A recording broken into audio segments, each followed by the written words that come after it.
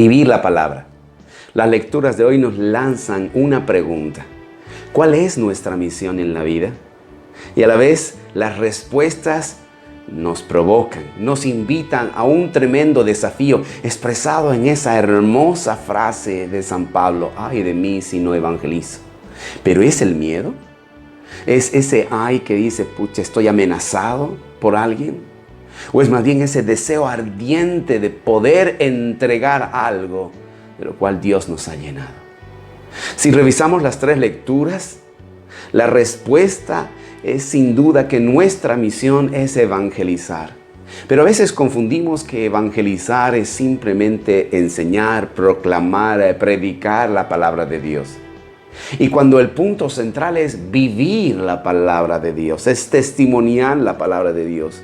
Y por eso todos, dependiendo de nuestro oficio, pero todos estamos llamados a vivir la palabra.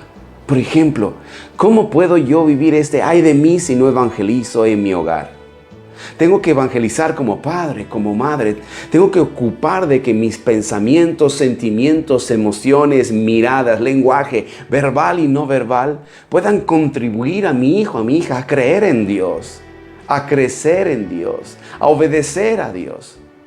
Y entonces cuando mi hijo, mi hija pueda observar en mí lo que mis labios están diciendo, entonces estaré cumpliendo mi misión. Ven, cuando yo cumplo un oficio, si soy maestro, si soy médico, si soy abogado, si estoy en el servicio, si estoy en la construcción, cualquiera sea el trabajo que realice, tengo que ocuparme en primer lugar de cumplir a través de la cotidianidad esta misión de evangelizar. Porque es la palabra la que construye. Es precisamente la palabra la que tiene poder. Y miren, en el texto nos dice con claridad, es la palabra la que sana. Es la palabra la que libera, la que expulsa al demonio.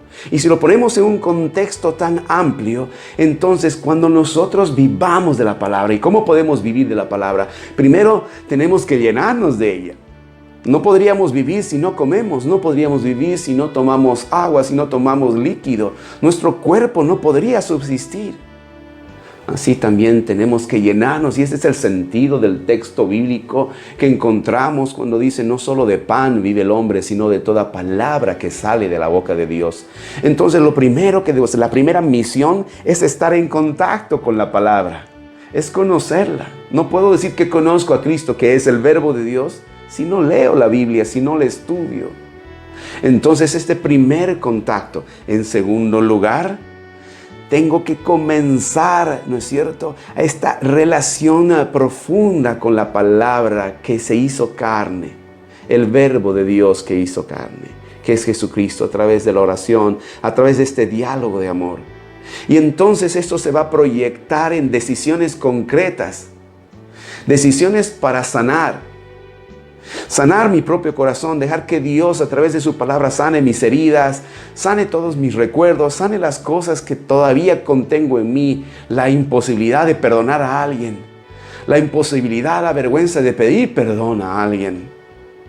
Sanar nuestra rabia, nuestras frustraciones, nuestra desilusión, nuestros pensamientos que nos llevan muchas veces a sentirnos tan agobiados, tan cansados, porque estamos en tiempos difíciles que parecen no terminar.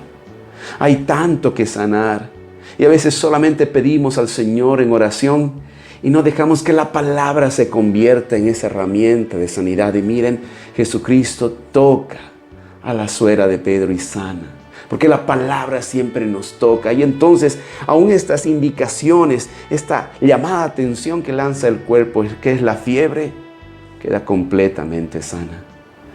Pero pensemos en esas llamadas de atención que es el cansancio, el mal humor, la tristeza, la depresión, la soledad, la angustia, la ansiedad. Todos estos males de hoy, ¿no serán la fiebre de nuestro tiempo? Pues es la palabra la que puede sanar. Y tú y yo nos podemos convertir en herramientas de sanidad, porque eso quiere el Señor. Y finalmente el Señor quiere que podamos también, con el poder de la palabra, convertirnos en liberadores, en expulsar al demonio. Miren, el mismo texto del Evangelio nos muestra, ¿no?, qué es lo que pasa. Jesucristo se dedicaba a sanar a los enfermos y a expulsar a los demonios. Y va de un lugar a otro. En nuestra vida cotidiana esto podemos entenderlo sin que nos estemos moviendo por aquí y por allá. Que hago esto en mi hogar, con los míos, con mi familia, con mi pareja, con mis hijos. Pero también esto hago en mi lugar de trabajo. Entonces todos los días se convierten en un lugar en un momento en que yo vivo la misión que el Señor me ha llamado a evangelizar, es decir, a vivir, experimentar el reino de Dios. El Señor nos dé la gracia de vivir esta misión. Amén. Tu palabra es eterna.